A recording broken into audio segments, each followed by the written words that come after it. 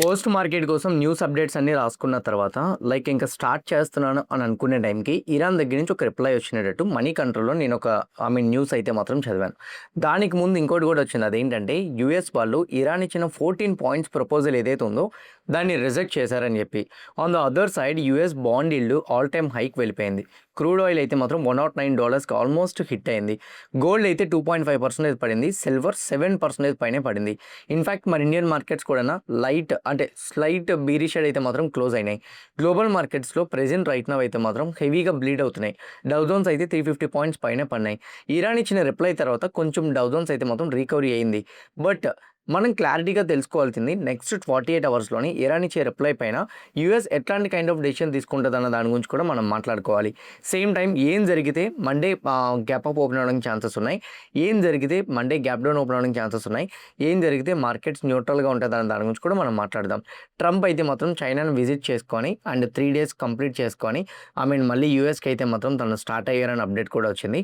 వాళ్ళిద్దరి మధ్య కూడా ఈ 3 రోజుల్లో ఎలాంటి కైండ్ ఆఫ్ డిస్కషన్స్ జరిగినాయి, చైనా ఇరాన్తో వార్ ఎండ్ చేయడం కోసం ఏవైనా పాజిటివ్గా స్టేట్మెంట్స్ చేసిందా అన్న దాని గురించి కూడా మనం మాట్లాడాలి.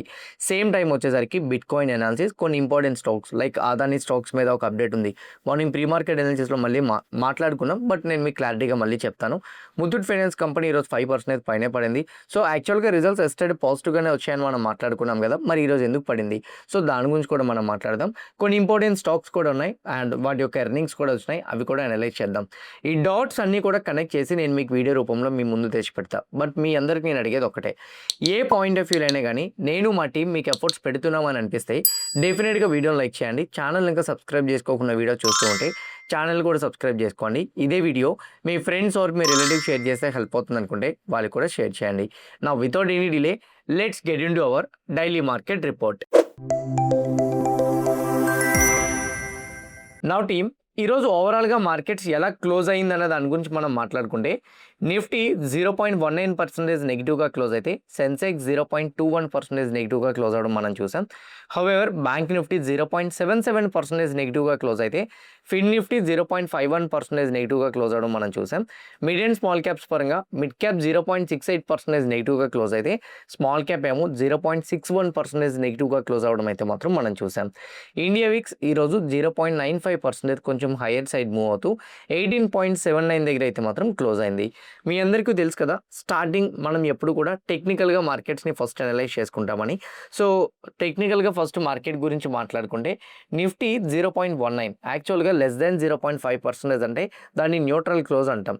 బట్ బేస్డ్ ఆన్ దట్ మనం మాట్లాడుకుంటే హెచ్డిఎఫ్సి బ్యాంక్, ఐసిఐసిఐ బ్యాంక్ అన్ని బ్యాంకింగ్ స్టాక్స్ కూడా న్యూట్రల్లోనే క్లోజ్ అయినాయి. బట్ ఎస్బీఐ 1.7% డిప్ అయింది. ఇండస్ ఇండియన్ బ్యాంక్ 2.3% డిప్ అవడం అయితే మాత్రం మనం చూసాం. బజాజ్ ట్విన్స్ రెండు కూడా అయితే మాత్రం కొంచెం నెగిటివ్ సైడే క్లోజ్ అయినాయి. రిలయన్స్ అయితే మాత్రం 1.87% నెగిటివ్ సైడ్ డిక్లైన్ అవ్వడం మనం చూడగలిగాం. హౌఎవర్ ఐటీ స్టాక్స్ అన్నీ కూడా పాజిటివ్గా క్లోజ్ అయినాయి. సో దీన్ని బట్టి మనకి ఏమర్థమవుతుంది, few weighted stocks positive side, few weighted stocks negative side అయితే మాత్రం మనం చూసాం. అందువల్ల నిఫ్టీ కూడా కొంతవరకు న్యూట్రల్గా అయితే మాత్రం క్లోజ్ అయింది. బ్యాంక్ నిఫ్టీ మాత్రం 0.7% నెగిటివ్, ఎందుకంటే majority of the banking stocks అన్నీ కూడా బీరిష్లోనే క్లోజ్ అయినాయి. మేజర్గా SBI and Indus Indian bank రెండు కూడా ఆల్మోస్ట్ 2% వరకు అయితే మాత్రం ఫాలో అయినాయి. కాబట్టి బ్యాంక్ నిఫ్టీలో డిక్లైన్ అయితే వచ్చింది. నిఫ్టీ ఏదైతే neutral with negative side momentum మనం చూసామో అప్పుడు దానికి కన్ఫర్మేషన్స్ వెయిటెడ్ స్టాక్స్తో పాటు నెక్స్ట్ తీసుకునేది ఏంటి, mid and small caps. Mid and small caps యొక్క ఇండెక్సెస్ రెండు కూడా న్యూట్రల్ విత్ నెగిటివ్గా క్లోజ్ అయినట్టు మనకు కనపడుతున్నాయి. ఎందుకంటే మిడ్ అండ్ స్మాల్ క్యాప్స్లో సివియర్ సెల్ ఆఫ్ కనపడుతున్నానో లేకపోతే సివియర్గా స్ట్రాంగ్ పాజిటివ్ సైడ్ మూమెంటం కనపడుతుందనో మనం పర్సంటేజ్ ఆఫ్ మూమెంటం బట్టి డిసైడ్ అవ్వగలుగుతాం. ఇక్కడ మిడ్ అండ్ స్మాల్ క్యాప్స్ రెండు కూడా 0.68, 0.61లో అయితే మాత్రం మనకి క్లోజ్ అయినట్టు కనపడుతుంది. So mid and small caps కూడా న్యూట్రల్గానే క్లోజ్ అయినట్టు మనకి అర్థమవుతుంది. ఇండియా విక్స్ అయితే మాత్రం 18.7 దగ్గర ఉంది. సో కరెంట్లీ ఇండియా విక్స్ అయితే మాత్రం ఎప్పుడైనా స్లోగా విక్స్ అనేది 17, 16, 15కి వస్తుంటే మనం కన్ఫర్మేషన్కి వెళ్తాం.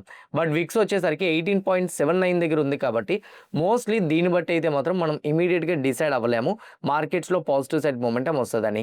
నిఫ్టీని ఓవరాల్గా టెక్నికల్ బేస్డ్ వ్యూ చూస్తే సింపుల్ అండ్ షార్ట్లో ఒక్క పాయింట్లో చెప్పాలనుకుంటే నిఫ్టీకి మనం ఫిబొనాకీ లెవెల్ పెట్టుకొని లాస్ట్ టైం డ్రా చేసుకునేటప్పుడు కూడా 38.2% లైన్ ఇప్పుడు బ్రేక్ అయిపోయింది.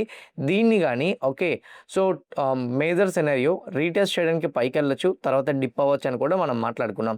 ఇక్కడ మీరు క్లియర్గా చూస్తే ఆ 38.2% లైన్ విచ్ ఇస్ 23,800 ఆ లైన్ అయితే మాత్రం యాజ్ ఆఫ్ నో బ్రేక్ చేయలేదు. సో ఎప్పుడైతే ఇది బ్రేక్ చేయలేదో మనం మార్కెట్లో అంత స్ట్రాంగ్గా రికవరీ వస్తుందని ఎక్స్పెక్ట్ చేయలేము.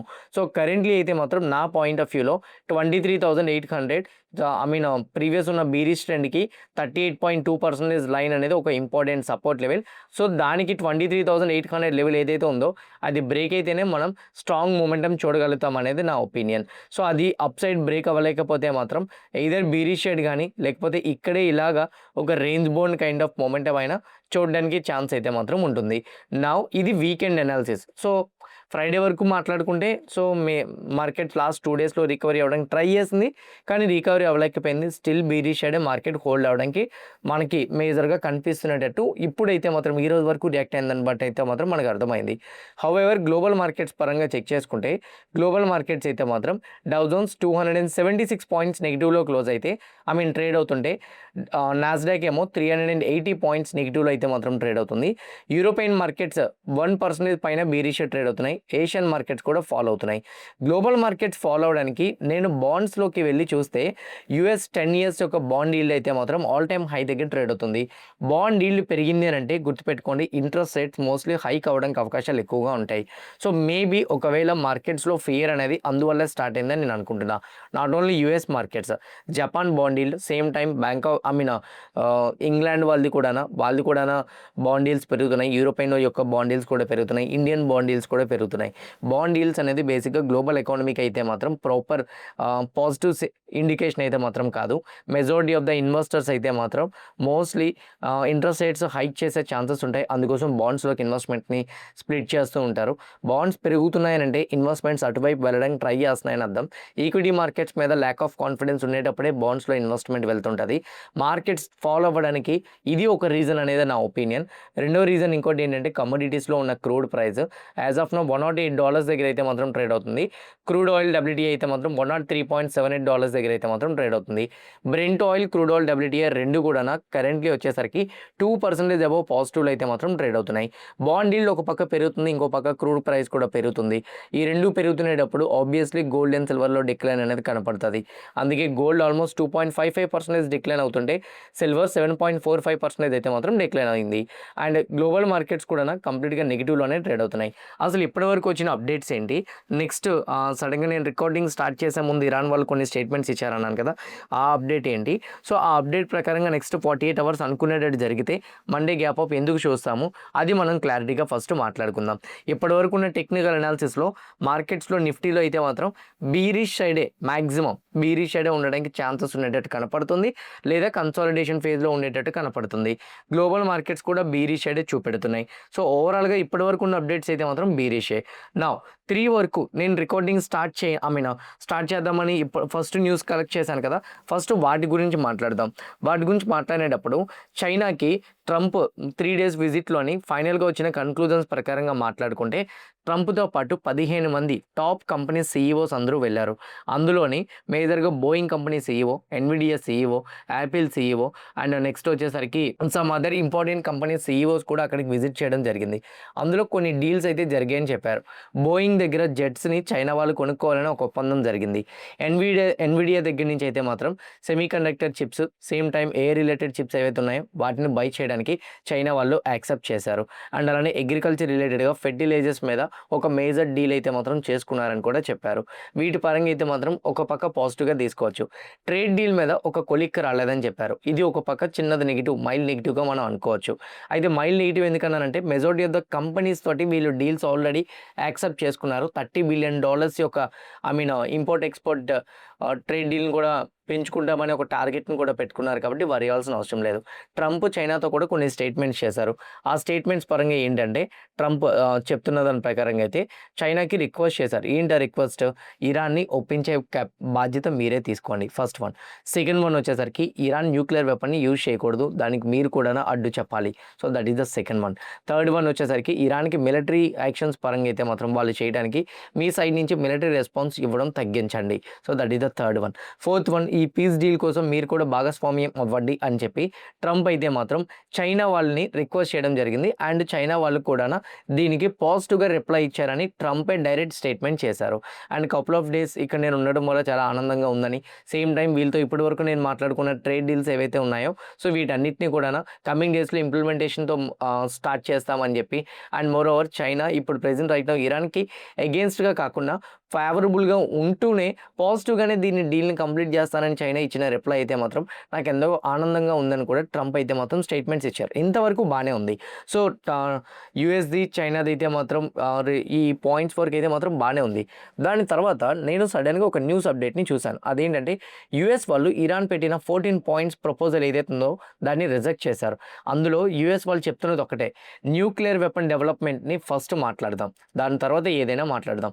దాన్ని ఆపేస్తానంటే చెప్పండి, మేము పీస్ డీల్ గురించి ముందుకు వస్తాము, లేదనుకుంటే మాత్రం మేము రాము అని చెప్పి క్లియర్గా యూఎస్ అయితే చెప్పేసిందని చెప్పారు.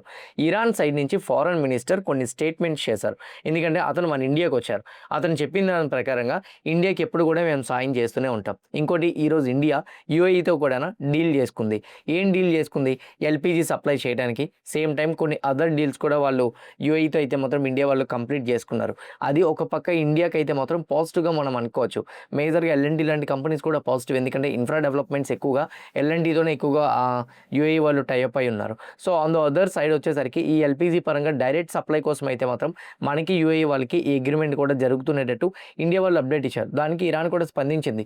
ఇండియాకి సెవరల్ ఫ్రెండ్స్ ఉంటారు. ఈ ఫ్రెండ్స్లోని యూఏఈతో డీల్ పెట్టుకోవడంలో పెద్ద ప్రాబ్లం ఏం లేదు. సో నాకైతే మాత్రం ఇది ఇందులో ఎక్కడ కూడా పాయింట్ని మెన్షన్ చేసి ఇండియాకి నెగిటివ్గా మేము చేస్తామని రియాక్ట్ అవ్వడానికి అయితే మాత్రం ఏం లేదు. మాకు కావాల్సిందంతా ఒకటే, ఇండియా ఇరాన్తో ఎట్లా ఉంటుంది అనేది మాకు చాలా ఇంపార్టెంట్. మాతో ఫ్రెండ్లీగా ఉంటుందని మేము అనుకుంటున్నాం.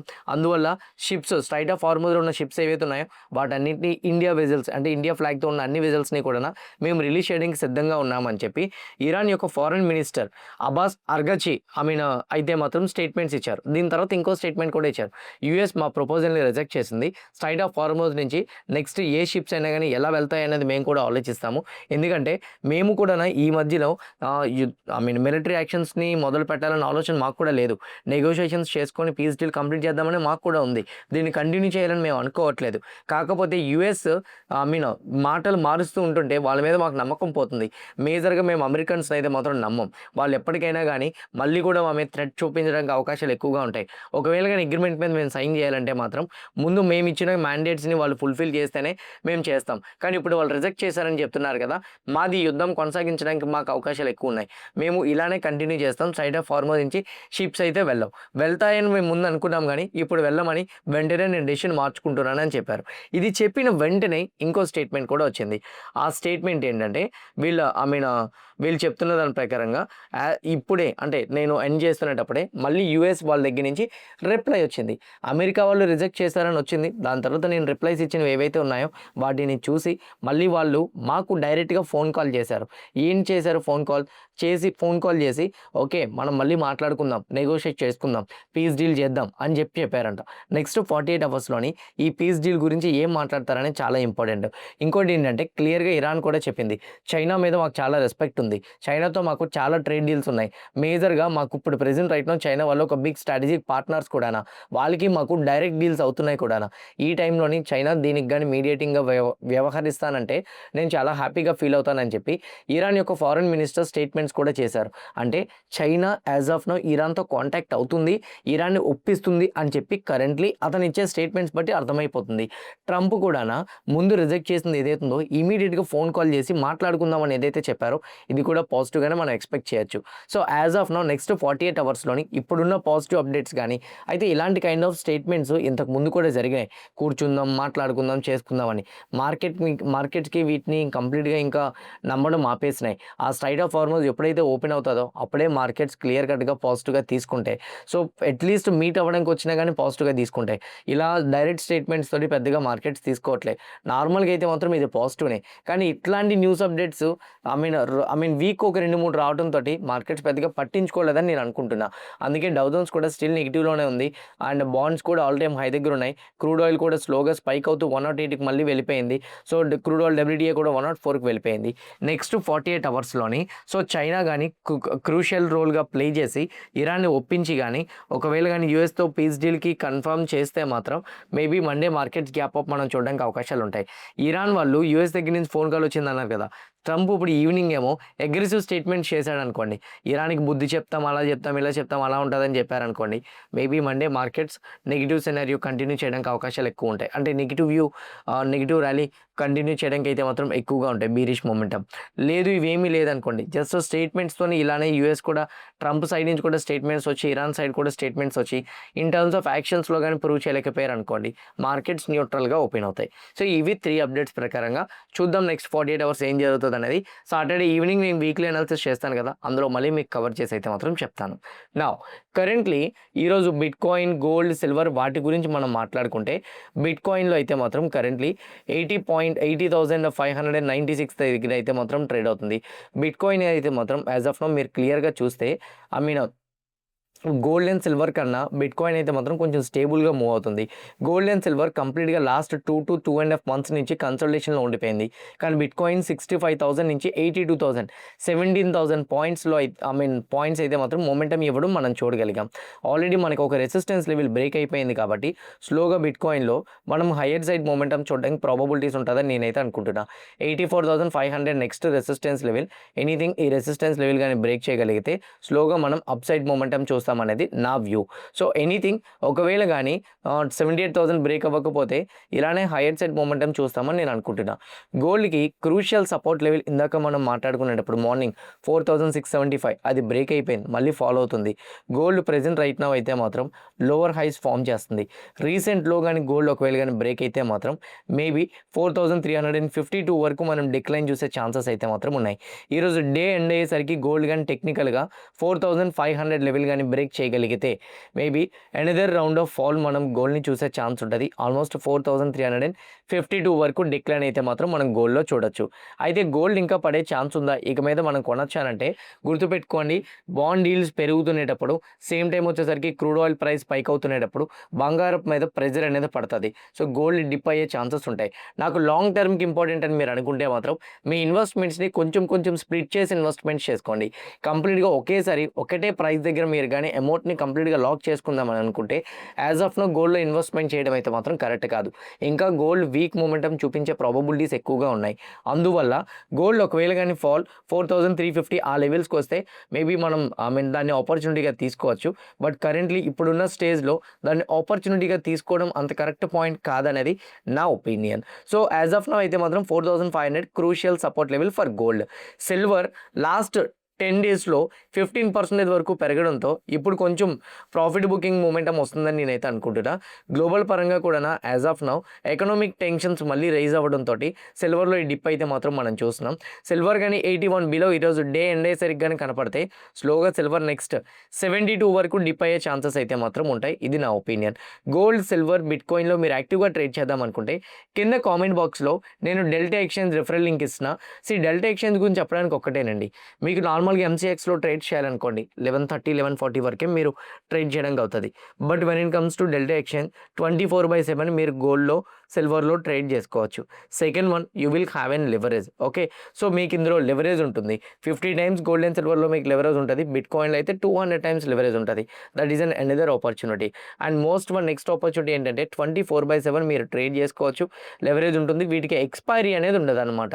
సో ఇది మోస్ట్ ఆపర్చునిటీ. అందుకోసం ఎవరైనా కానీ వీటిలో ట్రేడ్ చేద్దామని అనుకుంటే కింద కామెంట్ బాక్స్లో డెల్టా ఎక్స్చేంజ్ రిఫరల్ లింక్ ఇస్తున్నా. 5 minutes అకౌంట్ ఓపెన్ అవుతుంది. ఎలా యూజ్ చేయాలో తెలియకపోతే అక్కడే యూట్యూబ్ వీడియో కూడా పిన్ చేసి పెడుతున్నా. ఆ లింక్ క్లిక్ చేసి మీరు డైరెక్ట్గా లింక్ క్లిక్ చేస్తే డైరెక్ట్ వీడియో ఓపెన్ అయిపోతుంది. ఆ వీడియో చూసి మీరు నేర్చుకోవచ్చు. నెక్స్ట్, ఈరోజు సెంట్రల్ గవర్నమెంట్ ఒక డెసిషన్కి అయితే మాత్రం వచ్చింది. పెట్రోల్ ప్రైజెస్, డీజిల్ ప్రైజెస్ని అయితే మాత్రం హైక్ చేయడం మొదలుపెట్టింది. సో ఢిల్లీలో అయితే మాత్రం అప్రాక్సిమేట్లీ 3 rupees డీజిల్ పైన, పెట్రోల్ పైన అయితే మాత్రం ప్రైజెస్ హైక్ అయినాయి. ఈవెన్ ఢిల్లీలో CNG రేట్స్ కూడా 2 రూపీస్ పెరిగినాయి. ఇన్‌ఫాక్ట్ హైదరాబాద్‌లో కూడా ప్రైజెస్ బాగా పెరిగినాయి. పెట్రోల్ అండ్ డీజిల్ ప్రైజెస్‌ని పెంచడానికి as of now Narendra Modi గారు లాస్ట్ సండే ఇచ్చిన స్టేట్మెంట్సే అని నేను అనుకుంటున్నా. ఎందుకంటే గోల్డ్ పైన ఇంపోర్ట్ 15% పెంచారు. నౌ అదే టైంలోని పెట్రోల్ అండ్ డీజిల్‌ని ఇప్పుడు ప్రెజెంట్ రైట్‌లో అందరూ యూజ్ చేసేదాన్ని తగ్గించాలనంటే డెఫినిట్‌గా వాటి మీద ప్రైజెస్‌ని హైక్ చేయాలి. అందువల్ల మేబీ ప్రైజెస్‌ని హైక్ చేశారని నేనైతే అనుకుంటున్నాను. ఇంకోటి ఏంటంటే ఈ పెట్రోల్, డీజిల్ ప్రైజెస్ ఇది బిగినింగ్ స్టేజ్ అని నేనైతే అనుకుంటున్నా. ఎందుకంటే క్రూడ్ 108 దగ్గర అలానే సస్టైన్ అవుతుంది. సో గ్లోబల్ పరంగా సప్లైస్ ఏవైతే ఉన్నాయో అవి స్లోగా మనకి ఇప్పటికీ కూడా కంటిన్యూ అవుతున్నాయి. మేబీ ఇది మార్కెట్‌ని కొంచెం డిస్టర్బ్ చేయొచ్చు అని అనుకుంటున్నా. ఈరోజు ఇన్‌ఫాక్ట్ రిలయన్స్ ఫాలో అవ్వడం కూడా కారణం ఇదే. పెట్రోల్ అండ్ డీజిల్ ప్రైజెస్ పెరగడం అండ్ ఇన్‌ఫాక్ట్ సీఎన్‌జీ ప్రైజెస్ కూడా పెరుగుతున్నాయి. అదే మేజర్‌గా ఉన్న పాయింట్ అని నేనైతే అనుకుంటున్నా. న్యూఢిల్లీలో ఆల్మోస్ట్ 2 రూపీస్ వరకు అయితే మాత్రం సీఎన్‌జీ పర్ కేజీ ప్రైస్ అయితే మాత్రం పెరిగింది. అదర్ స్టేట్స్‌లో అయితే మాత్రం అలానే ఉంది. బట్ కాకపోతే న్యూఢిల్లీలో అయితే మాత్రం ప్రైస్ పెరగడం స్టార్ట్ అయింది. ఇదే గాని కంటిన్యూ అయితే మాత్రం పెట్రోల్ ప్రైజెస్‌ని 120, 130కి మనం చూసినా ఆశ్చర్యపోవాల్సిన అవసరం లేదు. కంట్రోల్ చేయడం కోసం. So as of now government అయితే మాత్రం ఈ డెసిషన్స్‌కి వెళ్తుంది. డాలర్‌ని ప్రెజెంట్ రైట్ నౌ కొంచెం మనం కంట్రోల్ చేయాలంటే రూపీ కూడా 96కి వెళ్ళిపోయింది. ఆల్ టైమ్ లో ఆల్మోస్ట్. సో అంతవరకు వెళ్ళిపోయింది కాబట్టి మోస్ట్‌లీ ఇప్పుడు ప్రెజెంట్ రైట్ నౌ గవర్నమెంట్ తీసుకుంటున్న యాక్షన్స్ అయితే కరెక్టే. బట్ కాకపోతే సామాన్యమైన ప్రజలకి ఇది చాలా వరకు ఇంపాక్ట్ పడతది. మరి చూడాలి ఎప్పటికి కండిషన్స్ కంట్రోల్ అవుతాయన్నది. షార్ట్ టర్మ్‌లో అయితే మాత్రం ఈ ఇంపాక్ట్ ఇంకా కంటిన్యూ అవుతదనేది నా ఒపీనియన్. నెక్స్ట్ అదానీ స్టాక్స్‌లో ఈరోజు చాలా స్ట్రాంగ్ మొమెంటమ్ చూసాం కదా! దానికి కారణం ఒక్కటే అండి. సో 2 కేసెస్ ఫైల్ అయినాయి. ఒకటి గవర్నమెంట్ వాళ్ళు డైరెక్ట్‌గా ఈ అదానీ వాళ్ళ మీద ఫైల్ చేశారు. 2 మనకి సెబీ అలను యూఎస్ కూడా సెక్యూరిటీస్ ఎక్స్చేంజ్ బోర్డ్ వాళ్ళు ఉన్నారు. వాళ్ళు ఫైల్ చేశారనమాట. కొంతమంది ఇన్వెస్టర్స్‌ని మోసం చేసి వాళ్ళతోటి ఇన్వెస్ట్మెంట్స్ చేయించుకున్నారని చెప్పి మాటలైతే వచ్చినాయి. దాని తర్వాత అదానీ వాళ్ళు ఒక సొల్యూషన్‌కి వచ్చారని అప్డేట్ ఉంది. ఆ సొల్యూషన్ ఏంటంటే అదానీ వాళ్ళు approximately $6 million. So Gautam Adani గారు $6 మిలియన్ అండ్ సాగర్ అదానీ వచ్చేసరికి $12 మిలియన్ వాళ్ళకి పే చేస్తామని చెప్తున్నారు. ఇంకోటి ఏంటంటే పే చేసినంత మాత్రాన వాళ్ళు తప్పు చేశారని కాదు.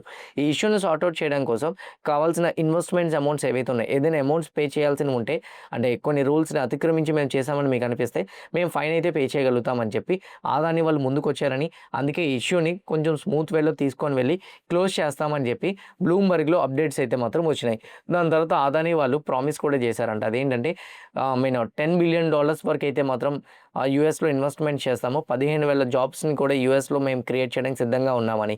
సో ఈ అప్డేట్స్ వల్ల అదానీ కంపెనీస్‌కి కొంచెం ఫ్రీ అప్ అయ్యేటట్టు అనిపించింది అనేది నా ఒపీనియన్. సో అందువల్ల ఈరోజు majority of the Adani stocks అన్నీ కూడా హయ్యర్ సైడ్ మొమెంటమ్ అయితే మాత్రం మనం చూడగలిగాం. Now on the other side Muthoot Finance stock ఈరోజు 6% డ్రాప్ అయింది. యాక్చువల్‌గా నిన్న ఎర్నింగ్స్ అయితే మాత్రం కంపెనీకి బాగా వచ్చినాయి. సో ప్రాఫిట్స్ కూడా చాలా బిగ్ బూమ్ అయితే మాత్రం అయినాయి. కానీ మేనేజ్మెంట్ గైడెన్స్‌లోని కొన్ని అప్డేట్స్ అయితే మాత్రం ఉన్నాయి. అంతేకాదు కంపెనీ కంపెనీ నెంబర్స్‌లో కూడా కొన్ని డేటాస్‌ని చూస్తే కొంచెం సీరియస్ కన్సర్న్స్ రైజ్ అవుతున్నాయని కొంతమంది రేటింగ్ ఏజెన్సీ వాళ్ళు చెప్తున్నారు. వాళ్ళు చెప్తున్న దాని ప్రకారం ఏంటంటే కస్టమర్ బేస్ క్వార్టర్ ఆన్ క్వార్టర్‌లో 2% డిక్లైన్ అయిందంట. అండ్ గోల్డ్ లోన్ ఎల్టీవీ అంటే loan to value ratio approximately 270 basis points కూడా రైజ్ అయిందని చెప్తున్నారు. ఈ లోన్ టు వాల్యూ రేషియో అంటే ₹100 వర్తున్న గోల్డ్ ఉందనుకోండి, ఎంత లోన్ ఇస్తున్నారు? ₹58 వరకు ఇస్తున్నారు. అయితే బ్రోకరేజ్ చెప్తున్న దాని ప్రకారంగా వీళ్ళకి కొత్త కస్టమర్స్ లేకపోతే కొత్త లోన్ అకౌంట్స్ ఓపెన్ అవ్వలేదు. గోల్డ్ ప్రైస్ బాగా పెరిగిపోవడంతో వీళ్ళకి ఎల్టీవీ వాల్యూ పెరిగింది. అండ్ అంతేకాదు కొత్త కస్టమర్స్ యొక్క బేస్ కూడా న్యూ కస్టమర్ డేటాలో చూసుకుంటే 2% ఇంకా క్వార్టర్ అండ్ క్వార్టర్లో డిక్లైన్ కూడా అయ్యింది. సో దీనివల్ల యాజ్ ఆఫ్ నౌ కంపెనీకి కాంపిటీషన్ కూడా పెరుగుతుంది. లైక్ ప్రతి ఎన్బిఎఫ్సి కంపెనీస్ ఇప్పుడు గోల్డ్ లోన్స్ ఇస్తున్నాయి. సో అందువల్ల కాంపిటీషన్ పెరుగుతుంది. ఫ్యూచర్లో వీళ్ళు మార్కెట్ షేర్ కూడా డ్రాప్ అవ్వచ్చు. అందువల్లే కన్సర్న్స్ రేజ్ అవుతున్నాయని చెప్పి కొంతమంది బ్రోకింగ్ కంపెనీస్ అయితే మాత్రం చెప్తున్నాయి. బట్ స్టిల్ ఇప్పటికీ కూడా వాళ్ళు ఆ స్టేట్మెంట్స్ చేసినా ఈ కంపెనీ ఎంత కాంపిటీషన్ వచ్చినా నిలబడగలుగుతుందని చెప్తూ మోర్గన్ స్టాన్లీ వాళ్ళు ఓవర్ వెయిట్ రేటింగ్ ఇస్తూ 4,330కి టార్గెట్ ప్రైస్ని పెంచితే సిఎల్ఎస్ఏ వాళ్ళు అవుట్ పెర్ఫార్మెన్స్ ఇస్తూ 4,600కి ఇచ్చారు. జెఫ్రీస్ వాళ్ళు బై రేటింగ్ ఇస్తూ 4,350కి అయితే మాత్రం ఇవ్వడం జరిగింది. అంటే డిప్ అయినా కూడా ఆపర్చునిటీగా తీసుకోమని ఆ రేటింగ్ ఏజెన్సీస్ వాళ్ళు అయితే మాత్రం చెప్తున్నారు. హెచ్ఏఎల్ కంపెనీ ఈరోజు 5% డ్రాప్ అయింది. యాక్చువల్గా హెచ్ఏఎల్ కంపెనీ మీద పాజిటివ్ అప్డేట్సే ఉన్నాయి. ఎందుకంటే హెచ్ఏఎల్ కంపెనీ మీద కొంతమంది రేటింగ్ ఏజెన్సీస్ అందులో మేజర్గా నొమూరా వాళ్ళు బై రికమెండేషన్ ఇస్తూ 5,954కి టార్గెట్ ప్రైస్ని ఇంక్రీజ్ చేశారు. హెచ్ఏఎల్ కంపెనీ మీద ఈవెన్ గోల్డ్మెన్ సాచ్ వాళ్ళు కూడా న్యూట్రల్ రేటింగ్ ఇస్తూ టార్గెట్ ప్రైస్ని 5,225 కూడా ఇంక్రీజ్ చేయడం జరిగింది. మరి ఎందుకు ఈ స్టాక్ పడింది అని అంటే ఈ కంపెనీకి ఇండియన్ ఎయిర్ ఫోర్స్ దగ్గర నుంచి మీటింగ్ అవ్వాల్సింది ఏదైతే ఉందో అది డిలే అయిందంట.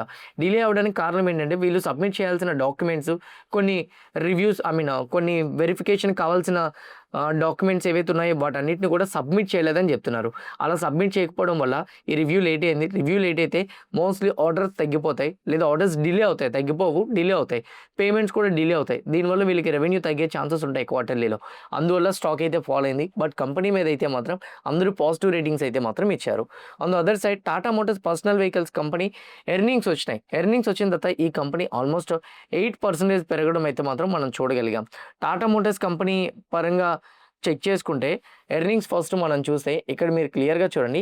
లాస్ట్ టైం 98,377 అయితే ఈసారి 1,05,477, 15% నుంచి 11%కి ఆపరేటింగ్ ప్రాఫిట్ మార్జిన్ డిక్లైన్ అయింది. ఇన్ఫ్యాక్ట్ 8,556 crore నుంచి 5,878 crores కూడా వచ్చింది. లాస్ట్ టైం నెగిటివ్ నెంబర్స్ వచ్చినాయి, ఈసారి పాజిటివ్ కూడా వచ్చింది. అయితే చెప్తున్న దాని ప్రకారం ఏంటంటే కంపెనీ సైడ్ నుంచి Tata Motors personal vehicle side నుంచి అయితే మాత్రం సో జేఎల్ఆర్ నెంబర్స్లో కూడా ఫ్లాట్ విత్ నెగిటివ్లో వచ్చినాయి. ఈవెన్ టాటా మోటార్స్ నెంబర్స్లో కూడా కొంచెం నెగిటివ్గానే వచ్చినాయి. కానీ వాళ్ళు చెప్తున్న దాని ప్రకారంగా రెవెన్యూ గైడెన్స్లోని వార్ ఎఫెక్ట్ వల్ల ట్రేడ్ డీల్స్ ప్రాపర్గా జరగకపోవడం వల్లే ఈ నెంబర్స్ తగ్గినాయి. బట్ కమింగ్ డేస్లోని మా నెంబర్స్ అయితే మాత్రం కంప్లీట్గా పాజిటివ్గా వస్తాయని అప్డేట్ అయితే మాత్రం ఇస్తున్నారు.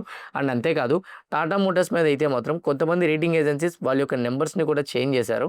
మ్యాక్వైర్ వాళ్ళు న్యూట్రల్ రికమెండేషన్ ఇస్తూ 367కి టార్గెట్ ప్రైస్ని ఇంక్రీజ్ చేశారు.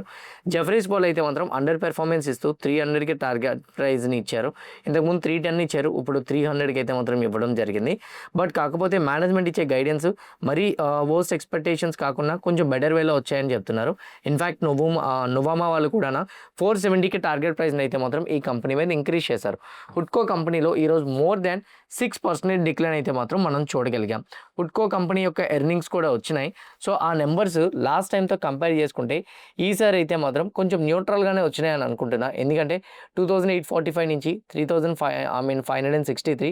బట్ ఫైనాన్షియల్ మార్జిన్ చూడండి 36% నుంచి 16% డిక్లైన్ అయిపోయింది. బాటమ్ లైన్ 728 నుంచి 1981కి వెళ్ళింది. బట్ కాకపోతే ఫైనాన్షియల్ మార్జిన్సే హెవీగా డిక్లైన్ అవడంతో ఈ స్టాక్లో డిప్ అయితే మాత్రం మనం చూడగలిగాం. Chambal Fertilisers and Chemicals company earnings కూడా వచ్చినాయి. ఆ కంపెనీ ఎర్నింగ్స్ పరంగా చెక్ చేసుకుంటే ఇయర్లో 2,449 crores నుంచి 2,785 crores అయితే మాత్రం వెళ్ళింది. బాటమ్ లైన్ వచ్చేసరికి 130 crores నుంచి 169 crores అయితే మాత్రం వెళ్ళింది. 7% నుంచి 9% ఆపరేటింగ్ ప్రాఫిట్ మార్జిన్ కూడా పెరిగింది. కానీ క్వార్టర్ అండ్ క్వార్టర్ పరంగా చూసుకుంటే 586 crore నుంచి 169 crores డ్రాప్ అయిపోయింది. 14% నుంచి 9% డ్రాప్ అయిపోయింది. ఈవెన్ ఇన్ఫ్యాక్ట్ టాప్ లైన్ కూడా డిక్లైన్ అయిపోయింది. అందువల్ల మనం చాంబల్ ఫెర్టిలైజర్స్ కంపెనీలో వచ్చేసరికి స్టార్టింగ్ న్యూట్రల్ ఓపెనింగ్ అవ్వడం చూసాం. కానీ కంపెనీస్ రెవెన్యూ గైడెన్స్లో అయితే మాత్రం నెక్స్ట్ ఫ్యూ క్వార్టర్లీస్లో డబుల్ డిజిట్ గ్రోత్ చూస్తామని చెప్పడంతో స్టాక్లో హయ్యర్ సైడ్ మొమెంటం అయితే మాత్రం చూసాం. వోల్టాస్ కంపెనీలో ఈరోజు డ్రాప్ వచ్చింది. యాక్చువల్గా వోల్టాస్ కంపెనీ నెంబర్స్ చెక్ చేసుకుంటే లాస్ట్ టైంతో కంపేర్ చేసుకుంటే ఈసారి కంప్లీట్గా న్యూట్రల్గా వచ్చినాయి. ప్రాఫిట్ ఆల్మోస్ట్ 236 నుంచి 113, 50% డిక్లైన్ అయిపోయింది. ఆపరేటింగ్ ప్రాఫిట్ మార్జిన్ 6% నుంచి 4%కి డ్రాప్ అవ్వడం అయితే మాత్రం మనం చూసాం. ఇన్ఫ్యాక్ట్ వోల్టాస్ మీద జెఫ్రీస్ వాళ్ళు అయితే మాత్రం బై రికమెండేషన్ ఇస్తూ 1550 నుంచి 1530కి ఇంక్రీజ్ చేశారు. నెంబర్ కూడా వాళ్ళు ఇంక్రీజ్ చేసింది పెద్దగా అయితే మాత్రం లేదు. గోల్డ్మెన్ సాచ్ వాళ్ళు అయితే మాత్రం సెల్ రికమెండేషన్ ఇస్తూ టార్గెట్ ప్రైస్ని 1,200కి అయితే మాత్రం రెడ్యూస్ చేశారు. సో అందువల్ల ఈ స్టాక్ అయితే డ్రాప్ అయింది. కానీ టెక్నికల్గా అయితే మాత్రం ఇంపార్టెంట్ సపోర్ట్ లెవెల్ 1,200, మేబీ 1,200కి వస్తే స్టాక్కి బయింగ్ ఆపర్చునిటీలోకి వెళ్తుందేమో అని నేనైతే అనుకుంటున్నా.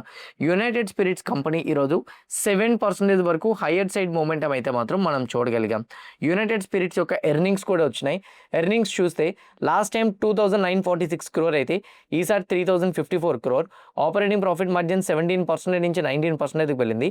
421 crores నుంచి 539 crores అయితే మాత్రం వెళ్ళింది.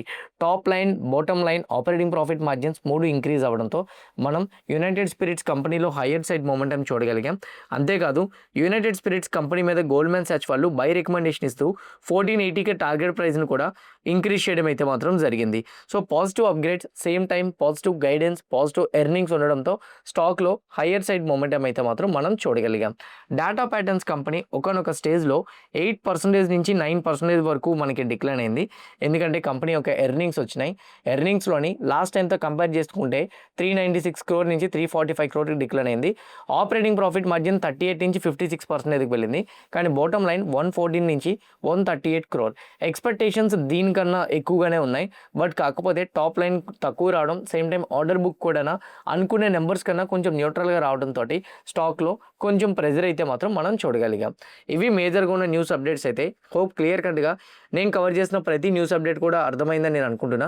ఎవ్రీథింగ్ అర్థమైతే మాత్రం వీడియోని లైక్ చేయండి. ఛానల్ ఇంకా సబ్స్క్రైబ్ చేసుకోకుండా వీడియో చూస్తూ ఉంటే ఛానల్ కూడా సబ్స్క్రైబ్ చేసుకోండి. ఇదే వీడియో మీ ఫ్రెండ్స్ ఆర్ మీ రిలేటివ్కి షేర్ చేస్తే హెల్ప్ అవుతుంది అనుకుంటే వాళ్ళు కూడా షేర్ చేయండి. See all in the weekly analysis guys. Happy weekend everyone. Bye.